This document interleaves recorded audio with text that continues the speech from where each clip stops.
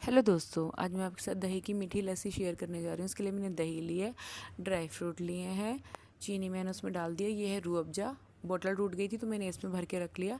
हम उसको मिक्स करेंगे विस्कर की सहायता से। ये देखिए, इसमें मैंने चीनी पहले डाल दी थी और अभी मौसम थोड़ा सा ठंडा ठंडा चल रहा है, तो इसलिए हम इसमें सिर्फ ठंडा पानी डालेंगे, बर्फ़ नहीं डालेंगे।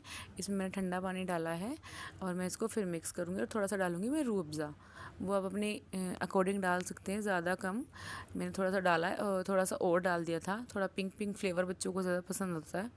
ये देखिए, ये मैंने ग्लास में डाल दिया। ग्लास के ऊपर मैंने डाली थोड़ी सी मलाई और थोड़े से ड्राई फ्रूट के ऊपर मैं लगाऊंगी रूह अफ़ज़ा, थोड़ा सा रूह अफ़ज़ा डालूंगी।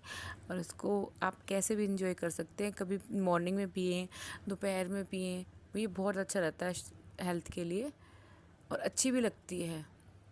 Thank you.